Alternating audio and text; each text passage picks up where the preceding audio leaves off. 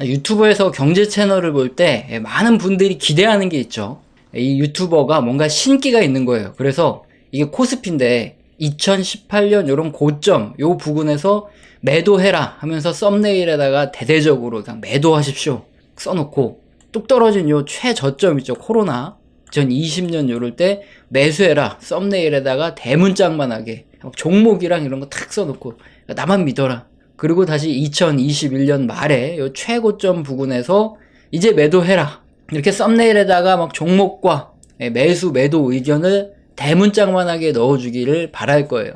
그리고 조금 더 신기가 있는 놈이라면 이런 자잘한 저점에서 요 저점에서 매수 매도 마이크로하게 해주면 훨씬 더 좋겠죠. 그런 누군가를 우리들은 찾아 헤맨다는 거죠. 자, 그런데 여러분 유튜브 경제 채널 보면서 그런 사람 있었나요? 이런 케이스는 많죠. 왜 2020년 요 코로나 때 시간 지나고 보니까 얘가 과거에 요때 매수하라고 그랬던 것 같아. 그러면 그 사람 말이 진리구나 싶어서 이때 막 따라가죠. 그러다가 요 구간쯤에 매도를 하라고 했었어야 되는데 이때 딱 지나고 보면 이때 매도를 하라는 게 아니에요. 그러다 보니까 손해가 굉장히 커져 있어요. 그래서 이놈 막 못 맞추네 돌팔이네 하면서 얘를 잊고, 또 시간 지내봤더니 어떤 놈이 예전에 2021년쯤에 이때 매도를 하라고 했던 것 같아요. 그러면은 이때 막 따라해서 막 손절하고 그러다 보면 다시 올라가요. 그러면 뭔가 아니다. 걔도 손절하고, 이 무한 반복이라는 거죠. 자, 이걸 마켓 타이밍이라고 하죠. 정확하게 저점 부근, 고점 부근에서 이렇게 매수 매도를 얘기해 주는 요런 사람, 요런 신기가 있는 사람들을 우리들은 막 따라다니게 되는데 그런 사람은 없다는 거죠. 특히 우리 채널에도 그래요. 그래서 뭔가 제목에 부정적인 얘기가 나온 것 같다 싶으면 이 양반이 영상 안 봐도 얘는 매도하라는 얘기 하는 거구나. 아니면 제목에 긍정적인 듯한 요런 제목이 있으면 얘 매수하라는 거구나. 영상 따위 안 봐도 된다. 근데 어차피 걔네들은 자기가 사고 싶으면 사고 팔고 싶으면 파는 분들이에요. 그러다 가끔 이익 보고 감사합니다라고 댓글을 다는 경우도 있는데 그 사람한테 제가 뭐라고 얘기를 한 적이 없거든요. 근데 가끔 감사하다는 얘기가 달려있을 때도 있고, 그 사람이 뭐 하다가 손해를 보면 이 사람 믿고 뭘 샀는데 손해를 봤네 이런 댓글이 달려있을 때가 있는데 지금 뭘 믿었다는 건지 도대체 모르는 사람들이 굉장히 많아요. 일단 댓글을 지금 다 막아놓다 보니까 그런 분들은 다 빠져나가고 많이 없을 겁니다. 자, 그래서 제가 오늘 드리려는 이야기는 뭐냐? 마켓 타이밍, 다른 말로 하면 투자 타이밍 있죠. 이걸 맞추려고 할 필요가 없다 이거예요. 왜냐? 어차피 정확히 맞출 수가 없어요. 정확히 맞추겠다 하는 놈이 있으면 걔는 그냥 사기꾼입니다. 자, 그러면 이런 소리는 뭐하러 하고 자빠졌냐? 그렇게 대나마나한 소리 하려면 황금 같은 유튜브 보는 시간을 네 채널 보면서 뺏길 이유가 없다 이렇게 생각하실 수 있는데, 제가 드리려는 말씀은 그렇게 뻔한 얘기, 들으나 마나한 얘기 하려고 하는 게 아니에요. 이번 달에 발표된 9월 컨퍼런스 보드 경기 선행 지표를 보고 설명을 드리겠습니다. 컨퍼런스 보드 경기 선행 지수가 뭐냐? 미국 상무부가 컨퍼런스 보드라는 기관에 의뢰를 했어요. 앞으로 한 6개월 이후에 실물 경제가 어떻게 될지 이런 걸 맞출 수 있겠냐? 이렇게 의뢰를 했더니 경기에 선행이 될 만한 이런 경제 지표들을 모아서 이 친구들이 분석을 해서 차트를 이렇게 만들어 줍니다. 그래서 역사적으로 봤을 때 굉장히 높은 확률로 실물 경제를 예측을 했기 때문에 이 지표가 굉장히 중요하고 매달 발표가 되는 거예요. 이 지표가 위로 올라가는 구간은 경기가 회복하고 상승하는 구간입니다. 이때는 주식시장의 대세 상승인 구간이 많아요. 왜 그럴까요? 이유를 한번 생각해 보죠. 너무나 당연하겠지만 실물 경기가 회복하고 성장하는 이런 구간에서는 기업들이 어떻습니까? 사람들이 소비도 많이 하고 주문도 많이 들어오고 뭔가 사려고 하는, 뭔가 북적북적해지는 이런 시기잖아요. 기업들의 매출이 늘어나고 이익이 늘어나는 시기가 정확히 그런 때입니다. 그러면 주식시장에서 매출과 이익이 늘어나는 구간에 주가가 올라갈 확률이 높죠. 그래서 이 컨퍼런스 보드 경기 선행 지수가 위로 올라가는 구간은 주식시장의 대부분의 종목이 상승하는 대세 상승장의 구간이 아주 높은 겁니다. 자, 그럼 반대로 이 지표가 이렇게 떨어져 내릴 때, 이럴 때는 어떤 구간일까요?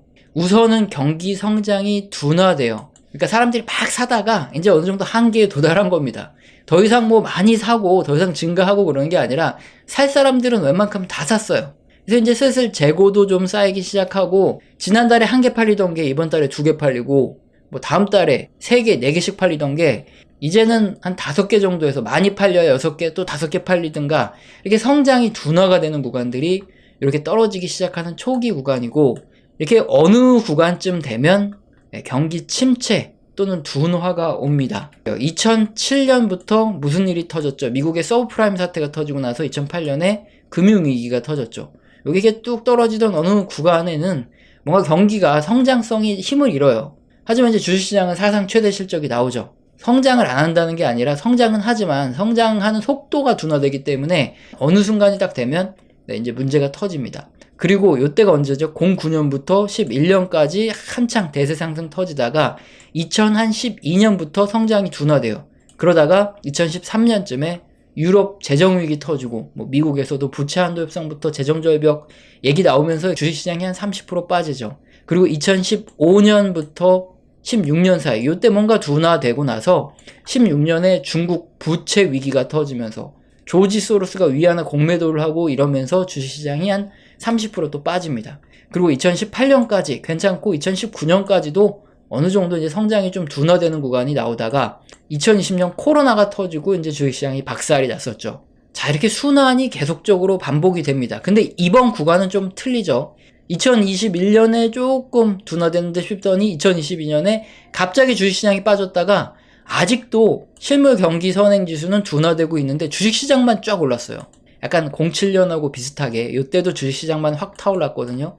그래서 굉장히 두렵긴 한데 지금이 약간 그런 단계이긴 합니다. 어쨌든 컨퍼런스 보드 경기 선행지수가 올라갈 때, 즉 실물 경기가 회복하고 성장하는 구간에 주식시장이 굉장히 좋고, 폭락할 때는 일정 기간 폭락하고 나면 둔화되고 침체가 오는 원리는 실물 경기가 주식시장과 동행하기 때문이죠. 여기 미국의 GDP 증가율이 다른 말로 하면 뭐죠? 경제 성장률. 이게 빨간 선입니다. 그리고 미국의 주식시장 증가율, 요걸 보시면은 장기적으로 상당히 유사하게 움직여요.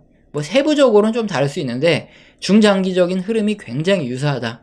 자, 그러면 이렇게 주식시장의 정확한 마켓 타이밍, 요러는 게 별 의미가 없다. 이 이유가 이해가 되실 겁니다. 즉 주식시장의 저점, 고점, 요건 절대 맞출 수 없지만 우리가 알 수 있는 건 있죠. 어느 시점에 우리가 주식을 사야 승률이 높게 수익을 볼 수 있고, 언제는 주식을 우리가 조심해야 되는지 실물 경제를 통해서 알 수 있다는 거예요. 컨퍼런스 보드 경기 선행지수가 정확히 언제 바닥을 찍는지 이것도 우리는 맞출 수 없습니다. 그럼 어떻게 알죠? 바닥을 다지고 나서 몇 개월 동안 쭉 지켜보면 돼요. 아, 이게 계속 전 저점을 깨고 더 내려가지 않고 계속 상승 추세를 보이는구나. 그러면 이게 09년, 010년 요쯤 어딘가에 매수를 합니다.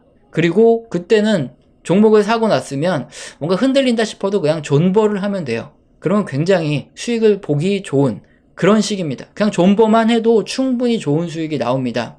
그리고 이렇게 컨퍼런스 보드 경기 선행지수가 이렇게 둔화되는 초기 구간까지도 실질적인 성장은 이루어지기 때문에 일단 그때까지 이렇게 추세적으로 방향을 틀어서 올라가고, 고점에서 떨어지는 주식을 투자하고 우리가 수익을 보기 굉장히 좋은 시점이죠. 하지만 이렇게 컨퍼런스 보드 경기 선행지수가 고점 찍고 또 떨어져서 추세적으로 하락한다, 이런 추세가 완연한 어느 중간 정도 좀 넘어갔다, 아니면 이게 좀 0에 가까워진다, 그럴 때는 잘못하면은 제대로 된 폭락이 오거나 아니면 침체가 올 수 있잖아요. 그러니까 그런 구간에는 단기 트레이딩, 손절 치고 익절 짧게 먹고 이렇게 대응한다든가, 아니면 현금을 좀 갖고 몇 년 기다리면서 다시 또 저점 찍고 올라갈 그럴 타이밍을 노리는 거죠. 또 이게 저점 찍고 쭉 올라갈지 어떻게 될지 몰라요. 아니면 이렇게 다시 올라갈 수도 있죠. 우리는 그걸 그냥 지켜보는 거예요. 그러다 추세적으로 확실하게 올라간다 그러면 그때 다시 주식 투자 시작하고, 그러면 되는 겁니다. 우리 채널 영상 맨 마지막에 보시면 그게 그대로 드러나는데, 2019년에 제가 유튜브를 시작했어요. 2019년에 현금 보유 얘기하고 2020년에 저희 운 좋게 또 매수를 하고, 언제까지 우리가 존버하고 매수했냐? 2022년 요 초중반 그 전까지 우리가 매수하고 존버를 계속 하다가 그때 우리가 방향을 틀었죠. 그 이후에 이제 리스크 관리를 하면서 맨 마지막에 영상 제가 붙여드릴 테니까 딱 나올 겁니다. 이런 의견을 영상 맨 마지막에 그대로 설명드리고 있으니까 참고하시면 좋을 것 같고, 오늘 영상도 도움이 좀 되셨으면 좋겠어요. 우리 채널에서는 영상 시청하시고 진짜 도움이 되셔서 후원 주시는 감사하신 분들이 계십니다. 제가 뭐 감사합니다라고 말로만 때우지 않고 소통을 제대로 해요. 제가 한 달 교육을 진행해 드리는데 매주 진행하고 있습니다. 여기서는 거시경제, 사이클뿐만 아니라 각 산업의 사이클, 그 산업과 함께 움직이는 종목 기업들에 대한 얘기도 나옵니다. 영상 하단에 설명란 읽어보시고 내가 해당된다 하시면 메일 주시고요. 채널의 흑역사를 먼저 짚고 가죠. 그리고 지금 어떤 의견을 내고 있는지, 과거에는 어떻게 의견을 냈었는지 이런 거 항상 증거 영상도 계속 올려드리는데 귀찮아요. 그래서 그냥 바로 설명을 드릴게요. 우리 엔비디아의 차트가 바로 우리 흑역사를 그대로 증명합니다. 제가 2019년에 유튜브를 시작했는데 2019년 말에 60% 채권을 가지고 있어라 이렇게 얘기했다가 엄청나게 욕을 먹었어요. 비아냥을 거의 한 2020년 3월 코로나 터지기 직전까지 들었습니다. 그랬는데 다행히 현금 갖고 있다가 저점 매수 이제 해야 된다. 우리 현금 갖고 있으니까 이 얘기했다가 블렌집에 부채질 하냐 이러면서 어마어마하게 쌍욕을 먹었어요. 아니 그러면 이게 맞춘 거잖아요. 그럼 이제 경제 채널에서 뭐 와 이러면서 성지순례 어쩌고저쩌고 하면서 구독자가 늘어야 되잖아요. 근데 구독자가 안 늘어요. 조회수도 안 늘고 구독자도 안 늘어. 맞췄는데.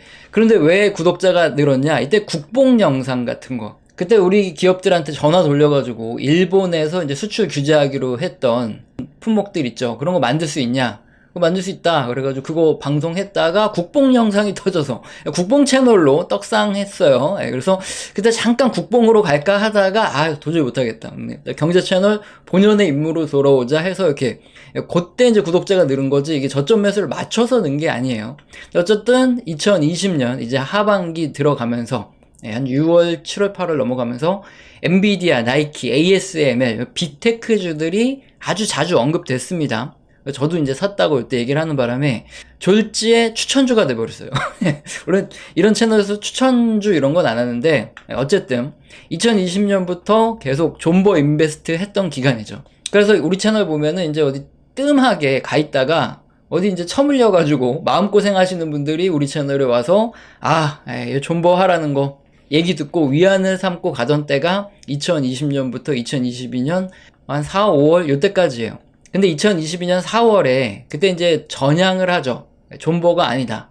근데 이때 3월부터 4, 5월 뭐 이때까지 계속 기술주에 대한 우리가 갖고 있는 거 요 정도면 뭐 많이 먹었지 않냐 이렇게 매도 의견을 냈다가 얘기도 안 하고 매도로 전환했다. 존버에서 매도로 갑자기 금세 손바닥 뒤집듯 바뀌었다 하면서 엄청나게 욕을 먹었어요. 변절자 이렇게.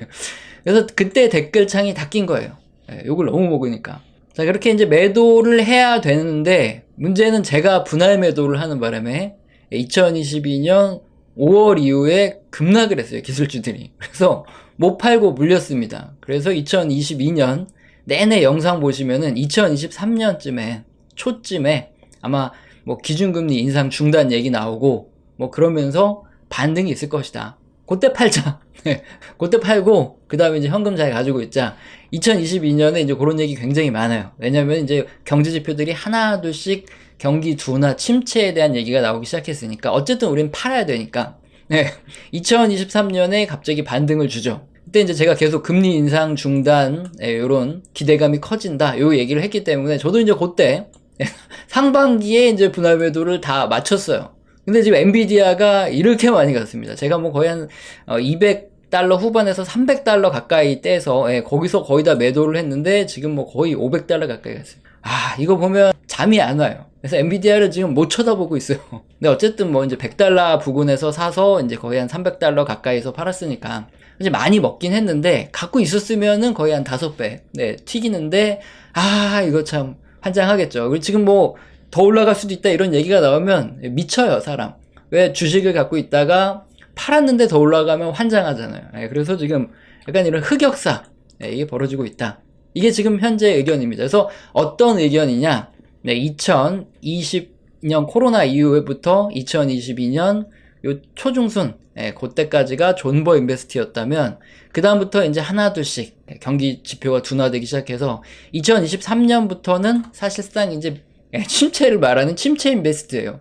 그래서 이제 여기서는 이제 슬슬 다 정리를 하셔야 되고 이제 리스크 관리를 하셔야 된다. 이게 2023년부터 거의 뭐 명확하게 말씀드려오고 있습니다. 사실 그대로 말씀드리는 거예요. 굳이 뭐 증거 영상도 남기고 하는데 귀찮으니까.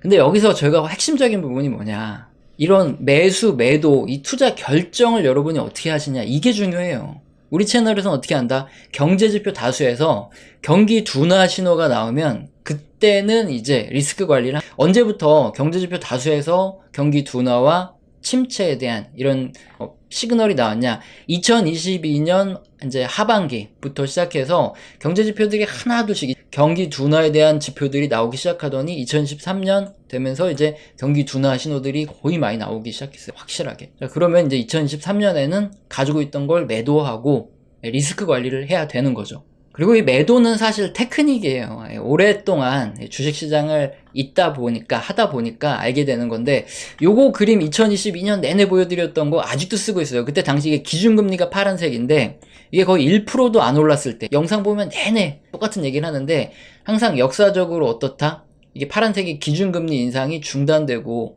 하락할 때, 그때 한 번씩 주식시장에 랠리가 꼭 이렇게 오더라. 그때 이제 매도하자. 이 그림을. 어쨌든 이건 뭐 테크닉이죠. 매도는 그냥 테크닉일 뿐이고 중요한 건 우리는 어떻게 간다는 거죠. 원칙대로 간다는 거예요. 경제지표 다수에서 경기 둔화 및 침체에 대한 경고들이 켜지기 시작하면 그때는 매도. 그리고 다시 언제 매수하냐? 다수 경제지표들에서 경제가 회복되고 있다 이런 신호들이 나타나기 시작하면 뭐 주식시장이 폭락을 하고 있던 뭐 하고 있던 그냥 그때 매수를 하는 거죠.